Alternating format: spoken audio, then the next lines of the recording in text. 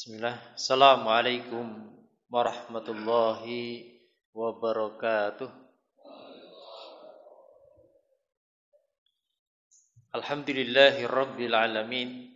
Arsala rasulahu bil huda wa dinil haq lidhirahu 'ala dini kullih wa kafa billahi syahida. Asyhadu an la ilaha illallah wahdahu la syarikalah wa asyhadu anna Muhammadan 'abduhu wa rasuluhu la nabiyya wala rasulahu ba'dah. Faya ayuhal hadirun ittaqullah kama qala Allah ta'ala fil kitabil aziz. A'udzu billahi minasyaitonir rajim. Bismillahirrahmanirrahim. Ya ayyuhalladzina amanu taqullaha haqqa tuqatih wa la tamutunna illa wa antum muslimun.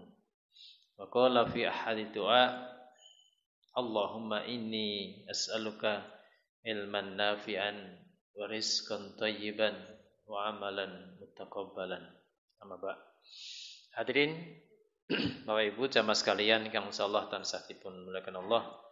Syukur alhamdulillah wonten kesempatan enjang menika wulan siam enjang menika kita awali kanthi salat subuh berjamaah kalajengaken taklim. Kita bersyukur datang Allah atas segala nikmat ingkang Allah paringaken datang kita sami. Salawat ki salam mugi tetep dipunimpahaken dumateng junjungan kita ingkang dados suri teladan kita Nabiullah Rasulullah Muhammad sallallahu alaihi wasallam ingkang kita tenggo-tenggo syafaatipun wonten yaumul akhir mangke. Hadirin jamaah sekalian, pripun kondisinipun awal puasa semangat napa ngantuk? Nggih. Percaya ngantuk. Agar mangane kuarken ngantuk. Altiteni mengke lak ado turu nggih.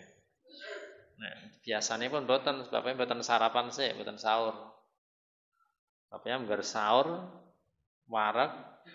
Nah, titene kok ado ngantuk mengke. Ya jamaah sekalian, berawal saking hadis Rasulullah sagaling doa ingkang dipun lazimi Rasulullah. Allahumma inni as'aluka ilman nafi'an wa rizqan thayyiban wa amalan mutaqabbalan. Ya Allah, aku memohon kepada Engkau ilman nafi'an, ilmu yang bermanfaat, wa rizqan thayyiban. Ya Allah, kami mohon kepada Engkau rezeki yang baik, bermakna rezeki yang halalan thayyibah, bermakna rezeki yang barokah. Sebab rezeki yang halal, rezeki yang barokah niku menghantarkan amal kita diterima Allah, doa kita diijabahi Allah.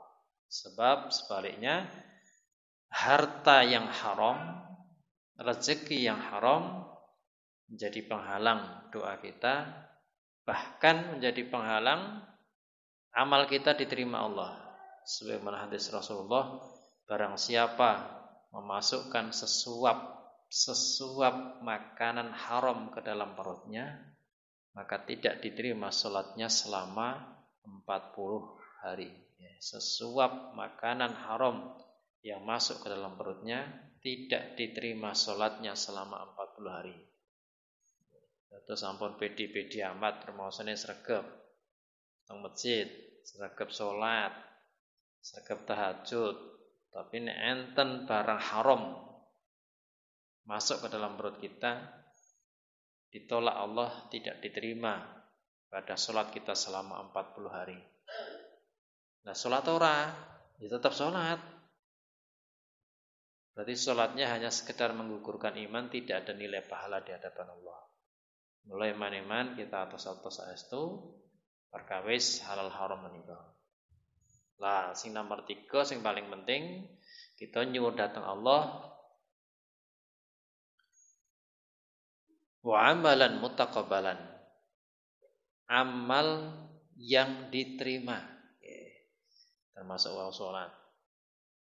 Termasuk semua amal ibadah di bulan Ramadan ini. Sehingga para salaf saking khawatirnya semua ibadah yang dilakukan di bulan Ramadan ini diterima atau tidak, para salaf berdoa kepada Allah itu selama 6 bulan, Pak.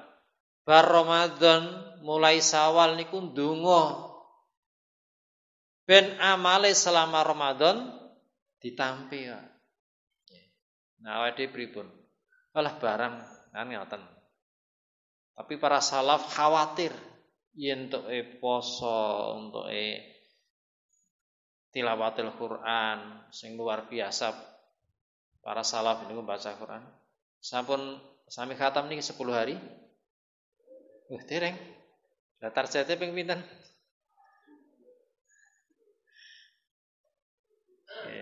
Kita isin kalian para salaf nggih. Utsman bin Affan niku mengkhatamkan Quran niku setiap hari sekali khatam. Jadi bar subuh ini ya, mboten teng sabin, tapi maca Quran. Mengko bengi khatam. Esuk anyak eneh Anas Al-Falaq Al-Fatihah, mengko bengi wis Anas eneh khatam neh. Utsman bin Affan selama 30 hari khatam ping 30, Pak. Awake dhewe wis 10 dina urung khatam. Nah, PR niki nek dereng berarti macane jek saenak-enake. Dereng mengejar target. Jek kepenaan, Pak. Nek pokoke 10 hari urung iso khatam niku jek kepenaan uripe. Jek terlalu leha-leha. Yeah. Mulai Imam Syafi'i.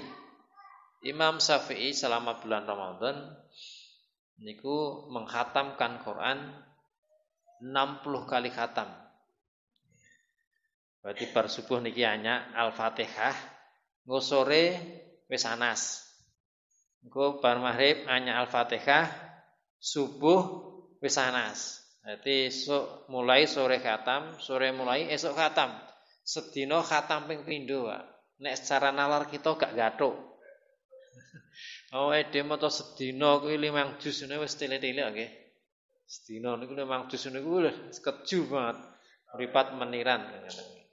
Nah, mila saking luar biasanipun ibadahipun para salaf, nggih khawatir yen ibadahipun boten dipun tampi. Mila tansah berdoa dhateng Allah supaya ibadah selama Ramadan itu diterima, bahkan doanya selama 6 bulan setelah Ramadan. Hadirin jamaah sekalian ingkang dipun rahmati Allah. Wasul, monggo kita tansah berusaha membersihkan harta kita dari harta-harta yang haram termasuk perkara yang subhat. Kita awali kajian kita, jamaah sekalian. Hukumipun kalian setenggaling pertanyaan kalomben hukumipun pripun menawi menerima bantuan tapi ada potongan. Ya, minta bantuan niku biasanya pun langsung digain apa nggih proposal, Pak? Proposal sih, berarti njaluk nggih. Nggih, njaluk sih. Nek njaluk hukume pripun? Asal boten, Pak. Njaluk niku hukume dalam Islam pripun?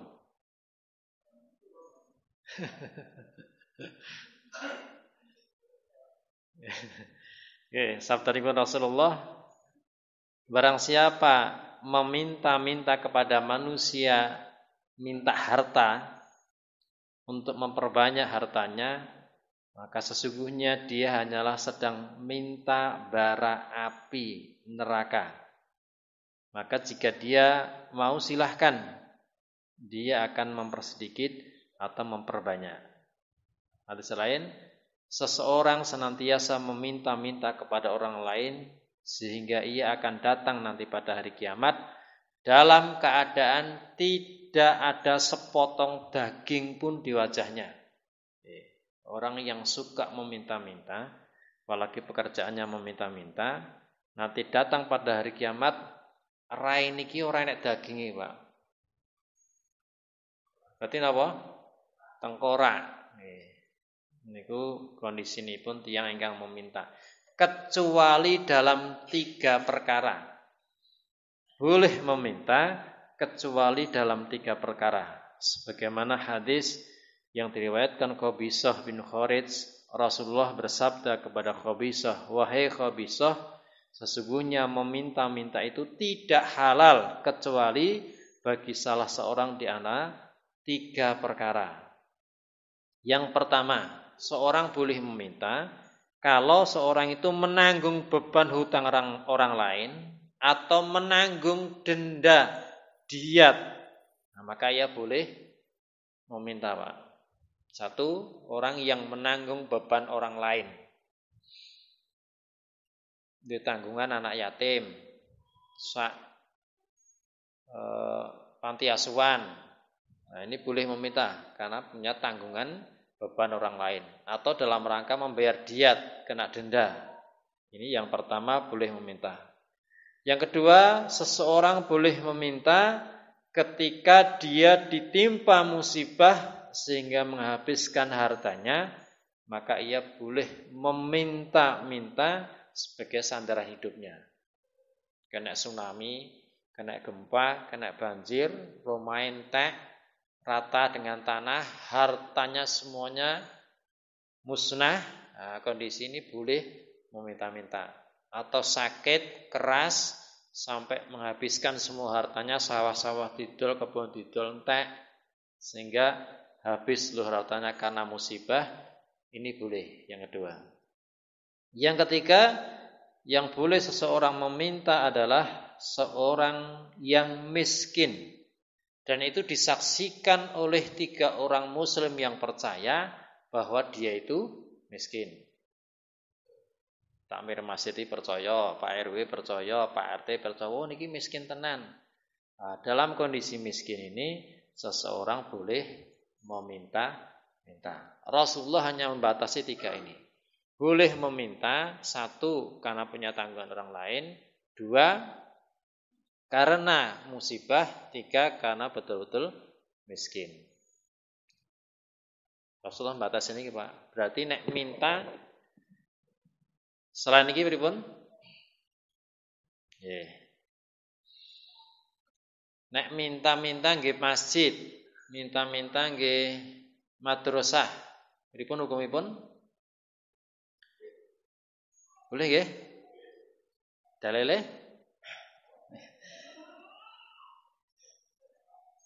Memang menurut Lajnah Daimah, Komite Fikihnya Saudi, seseorang yang meminta tidak untuk dirinya sendiri, tetapi untuk madrasah, tetapi untuk masjid, maka hukumnya boleh. Dengan dalil bahwa satu ketika Rasulullah berangkat perang, Rasulullah mengumumkan kepada para sahabatnya, wahai para sahabatku, ambillah jiz'ah pada orang-orang kafir. Ambillah jiz'ah, ambillah pajak dari orang-orang kafir. Kemudian jika mereka tidak mau membayar pajak, maka perangilah mereka.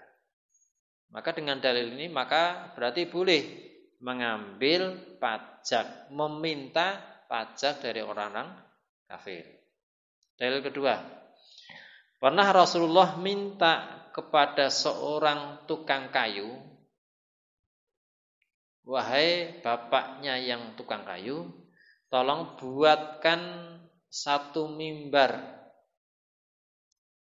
untuk bisa saya tempat duduk ketika berkhutbah yang diletakkan di masjid. Maka dibuatkan oleh tukang kayu itu sebuah mimbar yang sekaligus untuk tempat duduk Rasulullah. Jadi Rasulullah meminta bukan untuk dirinya sendiri tetapi untuk masjid. Dengan dalil ini berarti boleh meminta yang itu untuk masjid, untuk madrasah, bukan untuk diri sendiri. Hadirin jamaah sekalian yang dirahmati Allah, sekaligus dikuatkan sebuah hadis yang diriwayatkan Tirmidzi bahwa boleh seseorang itu meminta kepada penguasa selama penguasa itu bukan penguasa yang zalim. Sebuah hadis disebutkan sesungguhnya meminta-minta adalah cakaran yang dilakukan oleh seseorang terhadap mukanya sendiri. Sehingga tadi digambarkan nanti di akhirat orang yang meminta itu akan menghadap Allah tanpa daging mukanya. Kecuali jika seseorang minta kepada penguasa atau meminta untuk mengatasi hal yang sangat mendesak. Hadis riwayat At-Tirmidzi. Maka para ulama menyebutkan meminta kepada penguasa ini boleh karena keperluan. Dan memang sebagai tugasnya penguasa untuk memberikan bantuan kepada rakyatnya. Terus saiki Indonesia ketinggalan ngoten, Pak. Nek ogak njaluk ora dikai kan ngoten. Nek riyen setiap desa dibagi rata. Wis dindum rata kayak kabeh. Sakniki nek lurahe ora pati pinter, ora pinter mengajukan proposal, ya kelurahan kuwi miskin ta entuk apa-apa, kan ngoten. Maka berdasarkan ini berarti meminta kepada pemerintah dengan dana maka boleh.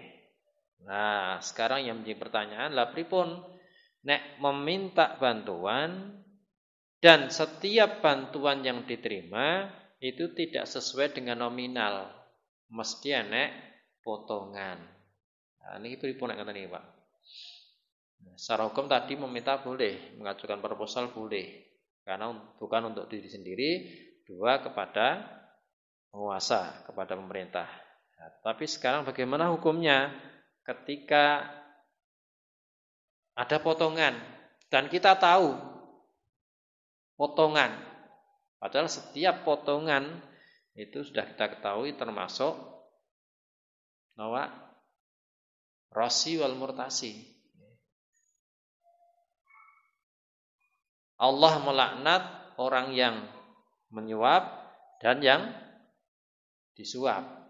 Keduanya dilaknat Allah.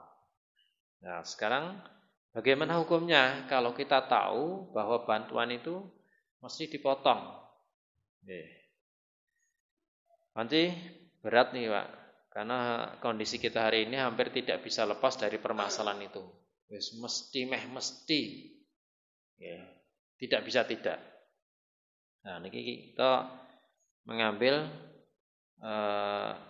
pendapat sing radi enteng, Pak. Biasanya ini masalah hukum, masalah akidah niku biasanya radi enteng niku nek saudara-saudara Nahdliyin. Biasanipun. Nah, termasuk niki kita mendet saking Basul Masail PCNU Jombang. Dalam hal ini hukumnya boleh, Pak.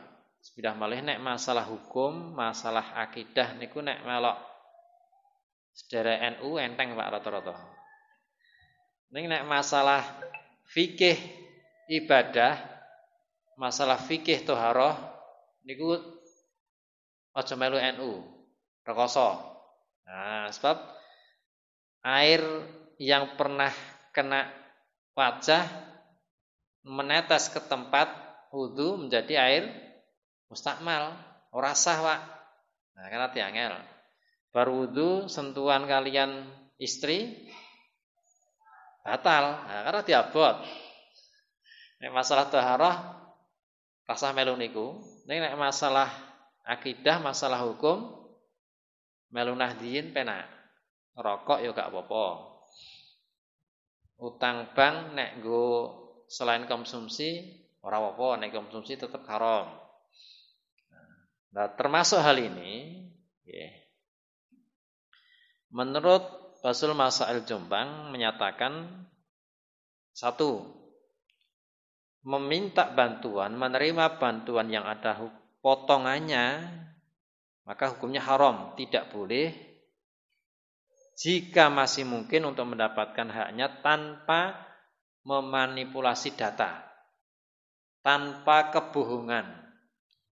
Sebab kebohongan itu dengan dalih apapun haram kecuali 3 perkara.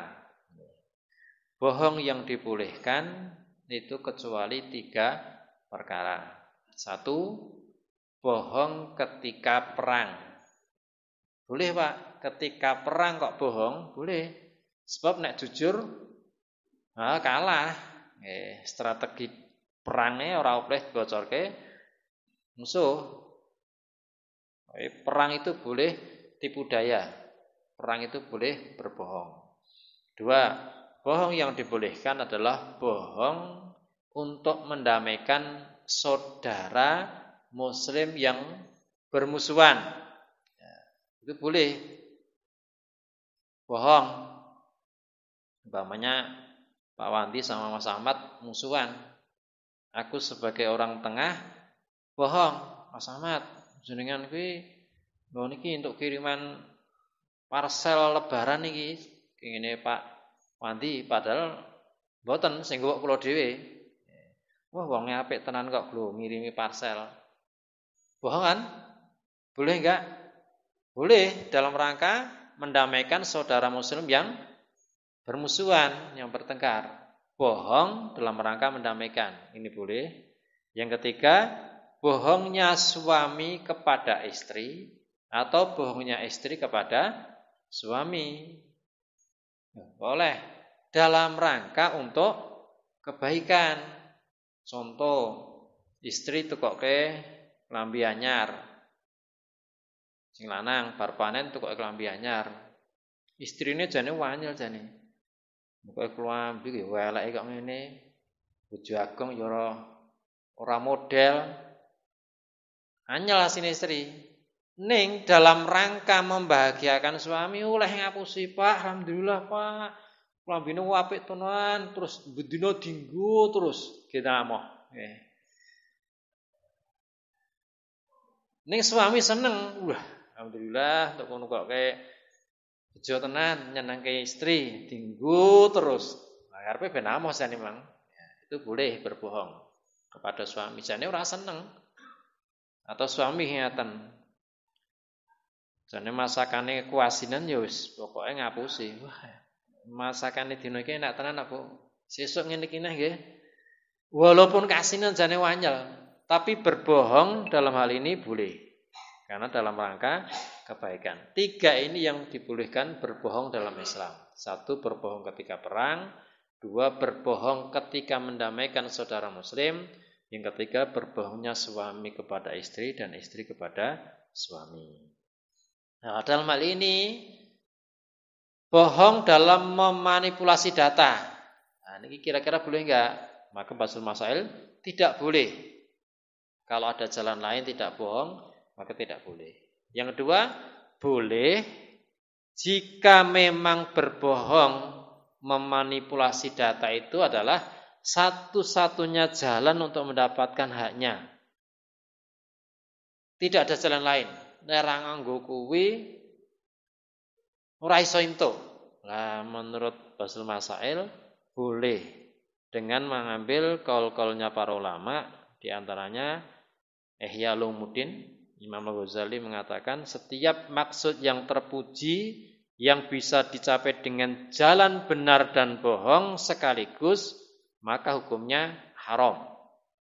Tujuan apik bangun masjid, bangun madrasah, tetapi bisa dicapai dengan mendapatkan dana itu harus dengan bohong. Jalan benar enek, jalan bohong enek, tapi kok memilih keduanya maka haram. Tetapi jika bisa tercapai lewat berbohong dan tidak tercapai lewat kejujuran, orang nganggo ngapusi ora iso entuk. Nek jujur ora entuk, Pak. Saniki pripun? Tenan to nggih? Jujur ora bakal entuk. Nah, dengan cara ini maka berbohong boleh menurut Imam Al-Ghazali. Niki pendapatipun, Pak. Sing paling ngenteng niki. Monggo mendet sing pundi? Ya sing ngenteng mesti ya.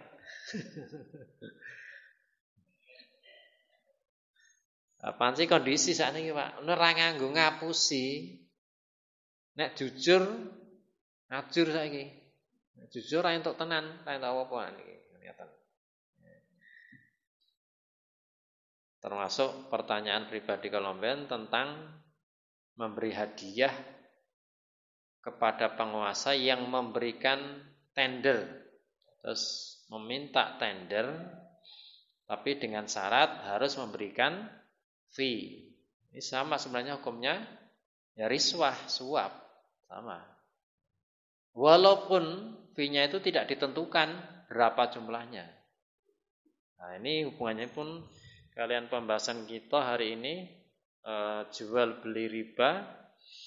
Yang pembahasan kemarin adalah jual beli riba, masalah mudharabah yang dijamin. Terakhir pembahasan kita. Sekarang pembahasan kita adalah termasuk jual beli yang terlarang, hutang piutang yang terlarang adalah hadiah dari bank. Hadiah dari bank, Pak. Niki usum ajeng lebaran iki, biasanya pun hadiah bermunculan tanten. Secara hukum asli, hadiah itu sangat disyariatkan dalam Islam. Rasulullah sangat menganjurkan untuk saling memberi hadiah. Saling memberi hadiah itu membahagiakan saudara muslim. Rata-rata Pak, wong tiki hadiah niku seneng mboten? Seneng Pak, saujud-ujude hadiah niku seneng rata-rata. Secara hukum asli, hadiah itu sangat dianjurkan, sangat disunahkan Rasulullah untuk saling memberi hadiah. Karena itu membahagiakan saudara muslim.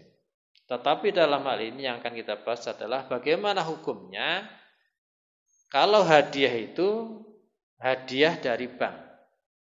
Dipun Pak Bang. Ada dua. Satu, seseorang mendapatkan hadiah dari bank karena hubungannya dengan masalah hutang piutang.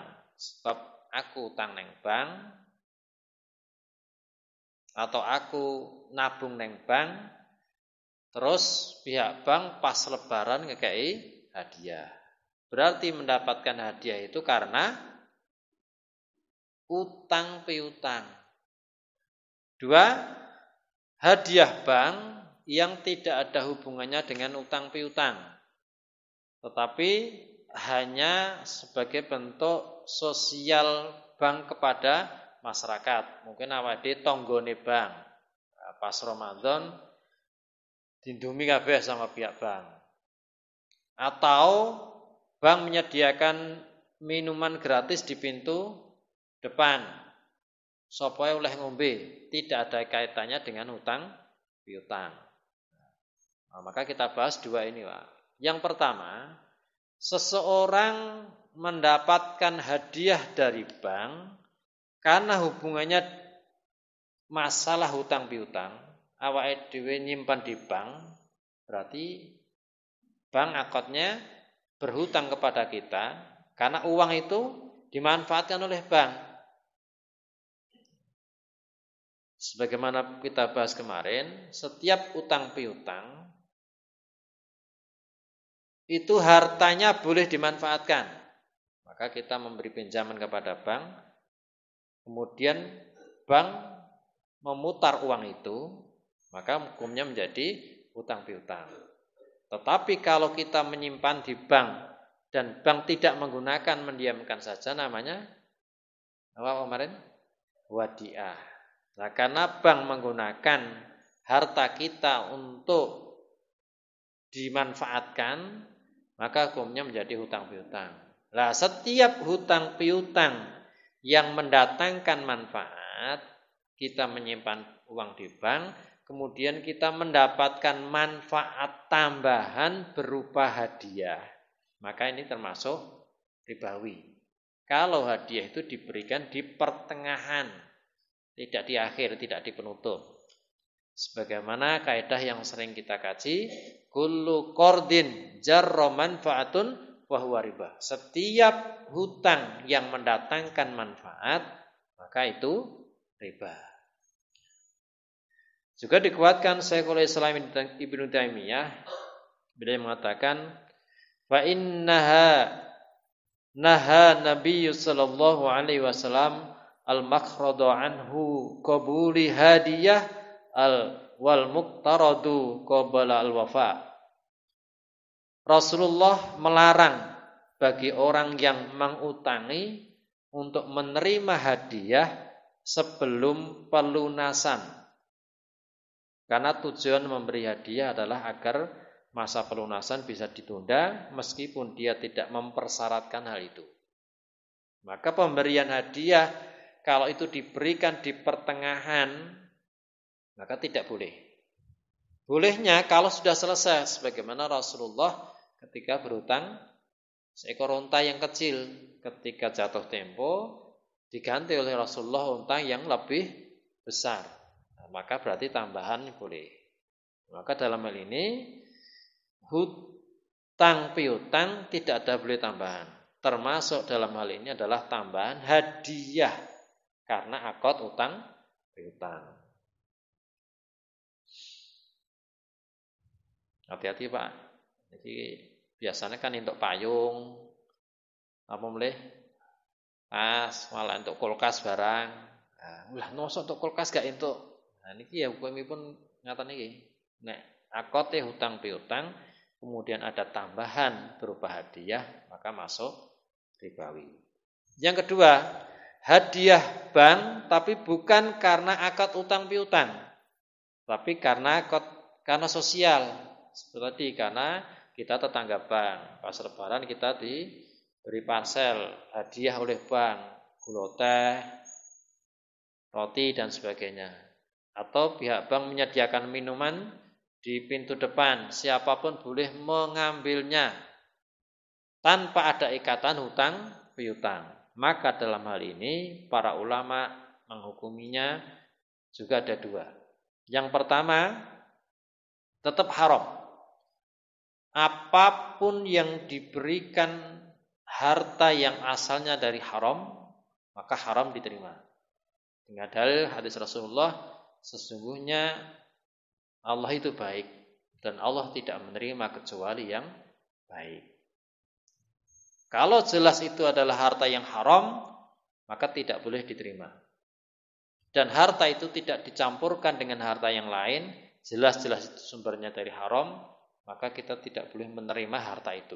Ini pendapat pertama. Ini dikuatkan Ibnu Rajab, termasuk Syekh bin Baz. Syekh bin Baz kuat menyatakan, kalau harta itu jelas-jelas haram, maka kita haram untuk menerimanya. Kita ditraktir konco, jak mangan, jak jan-jan. Padahal kita tahu persis, harta yang didapatkan itu adalah harta dari mencuri. Harta yang didapatkan itu harta dari korupsi, 100% murni dari korupsi. Maka menurut Syekh bin Baz haram kita menerimanya. Atau kita diundang tonggo, padahal tetangga kita itu tidak ada pendapatan lain kecuali nyingune babi, Pak. Ini sering pertanyaan di ibu-ibu saya di Jambangan itu, gimana tak wong nyingune babi, ini nggih sergap nang masjid, ini nggih sergap sedekah, malah kerep diundang jak mangan, lah pripun hukumipun? Nah, maka menurut Syekh bin Baz, Ibnu Rajab niku menyatakan nek jelas-jelas itu harta haram, tidak boleh turut memakannya sebagai bentuk kehati-hatian. Nah, lebih kuat lagi Ibnu Rasyid Al-Jad. Ibnu Rasyid Al-Jad itu kakeknya Ibnu Rasyid, penulis Bidayah Mujtahid. Beliau menyatakan, baik dia memiliki harta lain atau tidak punya selain harta itu, tidak halal baginya untuk melakukan jual beli dengannya, baik barang dagangan atau benda lainnya. Tidak boleh mengkonsumsi makanannya atau menerima sedikit pun dari hibahnya. Siapa yang melakukannya sementara dia tahu bahwa itu riba, maka kebiasaannya seperti kebiasaan orang yang suka gosok. Fatwa Ibnu Rasyid.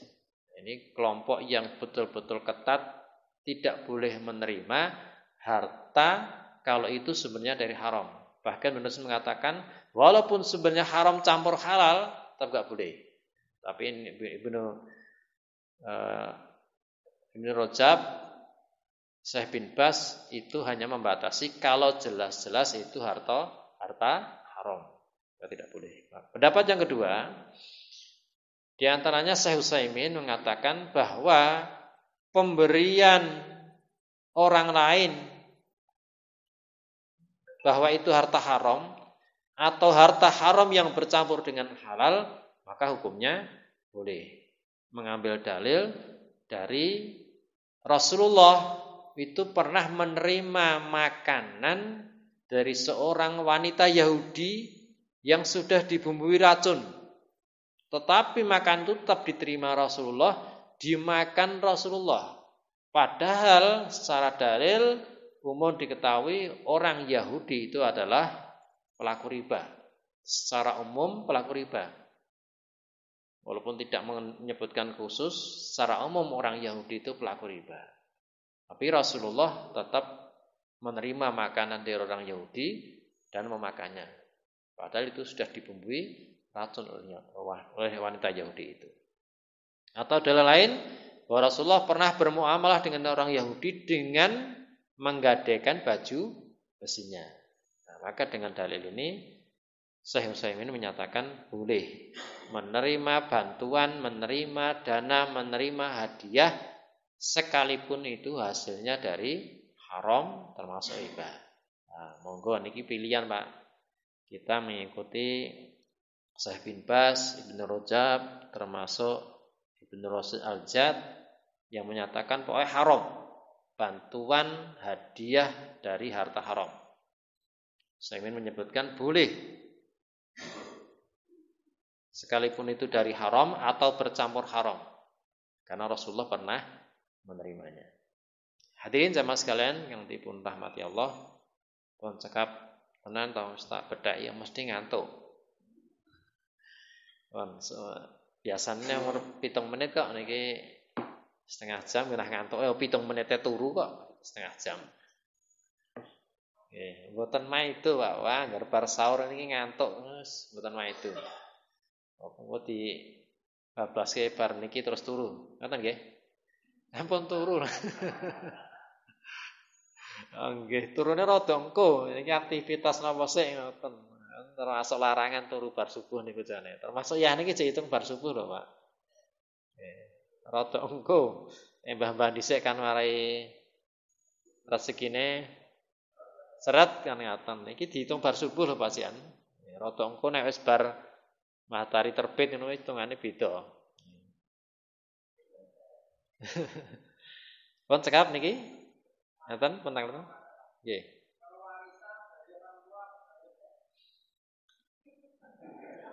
Warisan orang tua dari pegawai bank. Nggih. Nggih. Nggih nek wae nek dinbas ra olah.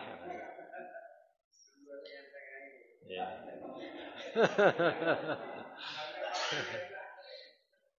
Lah nek masalah hukum melu Basul Masail, melu NU enteng kabeh. Masalah akidah pun enteng kok.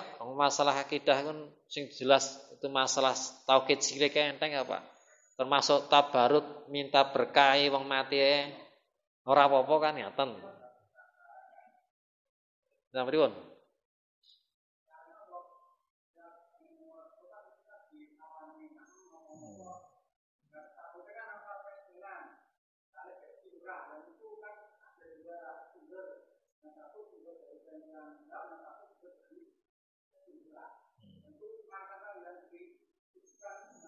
Lha angel iman pertanyaane.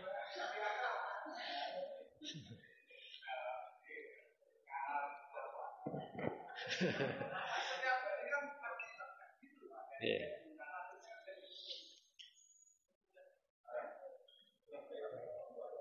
Nggih, sing paling enteng ya melu Syekh Utsaimin.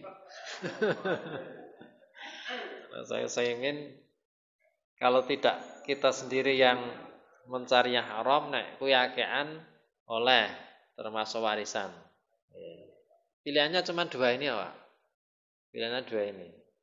Ada yang kuat menyatakan haram, pemberian dari harta haram itu tetap haram. Karena setiap harta haram itu berpengaruh kepada akhlak dan sebagainya. Makanya yang kita sarankan, kita sampaikan itu adalah bagaimana kita mendapatkan harta yang halal. Jangan sampai mendapatkan harta yang haram, karena harta haram itu akan diberikan kepada anak dan istri. Nah, kira-kira sing anak istri itu mudeng ora? Kan sing dosa pertama awake dhewe mendapatkan harta haram. Lah terus anak istri kita beri makanannya haram. Nah, terus kira-kira pripun iki? Ya. Ora ditampa ora sida sekolah, ora sida mangan. Maka yang menjadi pertanyaan pertama adalah kita sebagai seorang rijal, seorang laki-laki maksimalkan untuk mencari harta haram.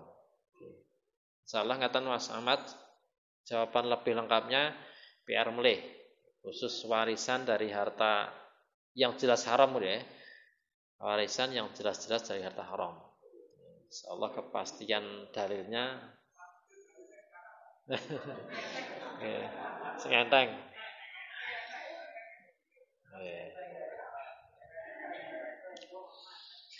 Kawan sekalian niki yang sakit kita terakan nggih. Nggih niki wau kan dua pendapat, Pak. Dua pendapat. Syekh Utsaimin enteng boleh menerima harta dari haram untuk hadiah walaupun ngerti nek kuwi haram. Sebab napa? Dalile Rasulullah pernah menerima makanan dari orang Yahudi. Dan orang Yahudi itu jelas pelaku riba. Hasilnya riba ning Rasulullah ya gelem nangka, nampa ya gelem dahar. Nah, ini kan enteng, Pak. Yeah. Tapi nggih niku nek pengen selam. Nah, nggih. Mboten enteng sak karepe dhewe. Karepe dhewe. Tapi kadang-kadang enek sing enteng sak karepe dhewe. Suap yo oleh. Karena kita nyenapunten sederek-sederek PKS kan suap itu boleh bagi yang penyuap. Contoh, kita mendapatkan jatah PNS. Jatah jane. Ning nek ra nganggo bayar ya ora entuk. Nah, ini suap ini dianggap boleh. Ini kan ya tetap boleh enteng-enteng dhewe kan. Padahal hukumnya dua, penyuap dan disuap lanatullah. Ning kan iki golek aku gak dosa iki hakku kok. Kan sing dosa kono sing nampa. Nah, kuwi golek entenge dhewe ning niku. Pun cekap niki insyaallah kita lajengkan sanes wekdal. Sansaya dangu, sansaya ngantuk. Nggih. Cekap niki kita akhiri kanthi doa penutup majelis. Subhanaka Allahumma hamdika asyhadu an la ilaha illa anta astaghfiruka wa atubu ilaik. Akhir kalam. Assalamualaikum warahmatullahi wabarakatuh.